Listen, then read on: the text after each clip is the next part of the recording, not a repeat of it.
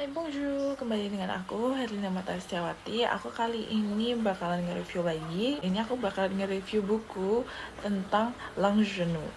Di chapter 11 ini sudah berada di penjara dan dia merasakan ada manfaat atau benefit yang bisa dia ambil. Contohnya kayak dia udah mulai banyak bisa berpikir kritis, bahkan bisa menulis pemikiran-pemikiran kritis.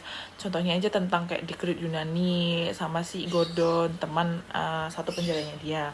Nah, kemudian si Gordon ini tuh merasa takut dan iri sama si Langenu karena belajar lebih lama daripada Langenu selama 50 tahun. Tetapi si Langenu ini lebih cerdas dan lebih pintar daripada si Gordon. Di chapter 12 ini masih sama kayak yang di chapter sebelumnya, mengenai bahwa Langenu lebih cerdas daripada si Gordon. Di Yunani ini tuh ngomongin tentang syair-syair cinta dan kemudian membuat si Langenu ini tuh kayak keinget sama kekasihnya, yaitu si Sang If. Kemudian karena ada kejadiannya itu, si Gordon menyarankan untuk membaca Rodogun yang mungkin dia bilang tuh kayak baik, kayak cocok nih buat seleranya si Langenu.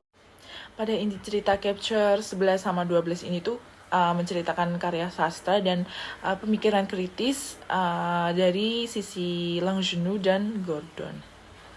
Di chapter 13 ini menceritakan bahwa sebenarnya tuh si Langenu tuh udah di penjara selama 1 tahun. Namun kemudian Tuan sama Nona Kerkabon ini kayak mengetahui dari surat lamaran bahwa pemuda yang mirip sama Langenu ini berada di Versailles. Lalu mereka memutuskan untuk menemukan si keponakan ini yang telah lama hilang selama 1 tahun, yaitu si Langenu. Maksud dari Sang If untuk membantu mencari Langenu itu dia juga bermaksud untuk melarikan dirinya sendiri. Sebenarnya berkat bantuan si Pastor Tusatus, si Langenu dan Sang If itu mereka bisa saling bertemu dan saling memiliki rasa. Di chapter 14 ini menceritakan bahwa intinya bagaimana bisa si Lugu Langenu bertemu dengan si Gordon,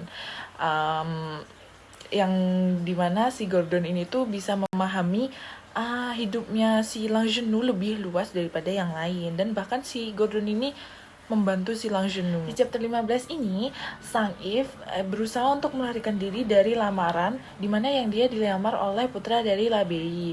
Dan kemudian dia ini sebenarnya juga ingin mencari si Langenu. Saat Sang If ini kabur, dia tidak hanya sendirian, dia dibantu oleh temannya. Nah, saat dia kabur itu dia ketemu sama Sang Puansh.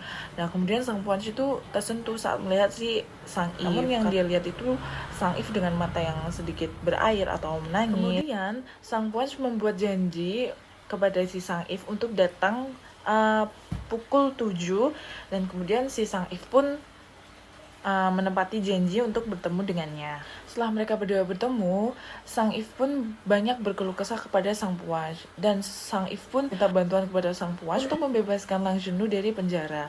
Namun si Sang Puansh ini meminta bayaran dengan cara menyerahkan kehormatannya kepada Sang Puansh ini.